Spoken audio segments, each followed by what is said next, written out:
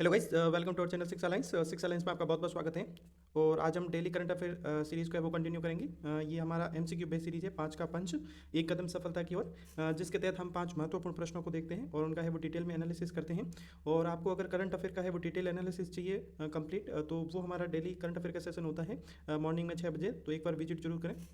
तो आज का है वो पहला प्रश्न देखते हैं। उत्कल दिवस या ओडिशा दिवस है कब मनाया जाता है? ऑप्शन है 31 मार्च, 1 अप्रैल, 2 अप्रैल, 3 अप्रैल। ठीक है, तो इसका है वो करेक्ट उत्तर होगा 1 अप्रैल, यानी 1 अप्रैल को है वो उत्कल दिवस या ओडिशा दिवस मनाया जाता है। तो इसके बारे में है कुछ महत्वपूर्ण तथ्य देख लेते हैं कि उत्कल दिवस या ओडिशा दिवस से संबंधित कौन से हैं। सबसे पहले बात करते हैं उत्कल दिवस या ओडिशा दिवस 1 अप्रैल को मनाया जाता है। ठीक है, ये 1 अप्रैल को मनाया जाता है और 1 अप्रैल 1936 को है वो इसका गठन हुआ था, यानी उस समय है वो उत्कल प्रांत, या उसके बाद में है वो 1936 में इसका गठन हुआ उड़ीसा राज्य का। और ये भाषा के आधार पर बनने वाला है वो प्रथम राज्य था, यानी भाषा के आधार पर जो राज्य बनने की शुरुआत हुई थी उसमें ये प्रथम राज्य था। और इसका नाम पहले उड़ीसा था, बाद में है उसका ओडिशा कर दिया गया। ओडिशा कब किया गया था? भारत की संसद द्वारा 2010 में है वो ओडिशा का नाम है बदलकर ओडिशा कर दिया गया।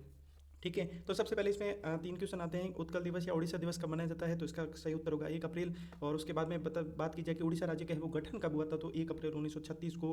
अब तीसरा प्रश्न ये बनेगा कि भाषा के आधार पर गठित होने वाला प्रथम राज्य कौन सा था, तो वो भी है उड़ीसा। ठीक है, और उड़ीसा का है वो नाम बदलकर ओडिशा कब किया गया, तो वो किया गया था 2010 में। और ये किसके द्वारा किया गया था, तो ये भारत की संसद द्वारा है वो किया गया था। ठीक है, और उसके अलावा दो ऐतिहासिक तथ्य भी है कि यहाँ पे जगन्नाथपुरी तथा कोणार्क का है वो सूर्य मंदिर स्थित है। ओडिशा के अंदर जगन्नाथपुरी तथा कोणार्क का है वो सूर्य मंदिर स्थित है। तो ये हमने देखा, इससे संबंधित महत्वपूर्ण तथ्य उत्कल दिवस या ओडिशा दिवस। दूसरा प्रश्न है, राजस्थान सरकार द्वारा योजना का लाभ लेने में परेशानी आने पर एक हेल्पलाइन नंबर जारी किया गया, वह कौन सा है? तो इसकी बात की जाए तो ये 181, बी ऑप्शन इसका है वो करेक्ट होगा। 181 है ये हेल्पलाइन नंबर जारी किया गया है राजस्थान सरकार द्वारा। राजस्थान सरकार किसी योजना का लाभ लेने में परेशानी आने पर हेल्पलाइन नंबर 181 पर शिकायत करके समाधान पा सकते हैं। तो ये है वो शुरुआत राजस्थान गवर्नमेंट द्वारा की गई है। और ये देख सकते हैं ऑफिशियल ट्विटर हैंड पर, योजना का लाभ लेने में परेशानी आने पर है वो आप 181 नंबर पे है वो शिकायत करके समाधान पा सकते हैं। और इसके बाद में अशोक जी, माननीय मुख्यमंत्री अशोक गहलोत द्वारा कहा गया है कि मैंने 181 पर काम करने वाले लोगों की संख्या है वो 200 से बढ़ाकर है वो 1000 कर दी है। और अधिकारियों को बेहतर ढंग से मॉनिटरिंग का है वो निर्देश दिया है ताकि सभी शिकायतों का है वो निदान हो सके। ठीक है, तो यहाँ पे जय सम्मान जय राजस्थान ये टैगलाइन है। तो इसके तहत है वो अगर किसी योजना का लाभ में अगर कोई परेशानी आ रही है तो आप 181 डायल करके उसका है वो तुरंत समाधान पा सकते हैं। उसके बाद बात करते हैं हाल ही में किस राज्य सरकार द्वारा है वो लेक डेवलपमेंट प्रोग्राम है वो शुरू किया गया है। ऑप्शन है झारखंड, पश्चिम बंगाल, छत्तीसगढ़ और तेलंगाना। ठीक है, तो इसका करेक्ट उत्तर होगा वो होगा तेलंगाना। ठीक है, तेलंगाना हाल ही में तेलंगाना में लेक डेवलपमेंट प्रोग्राम शुरू हुआ। ठीक है, इस प्रोग्राम के तहत है वो 50 जल निकायों का कायाकल्प करते हुए उनके विकास के लिए ये कार्यक्रम शुरू किया गया। तो यहाँ पे अगर प्रश्न पूछा जाए लेक डेवलपमेंट प्रोग्राम किस राज्य में है वो इसकी शुरुआत की गई, तो इसका सही उत्तर होगा तेलंगाना। और 50 जल निकायों का कायाकल्प करते हुए उनका है वो विकास भी करना है। ठीक है, उसके बाद बात करते हैं राजस्थान में कितनी ग्राम पंचायतों में पशु चिकित्सा उप केंद्र खोले जाने की वो घोषणा की गई। उप केंद्र कितने खोलेंगे?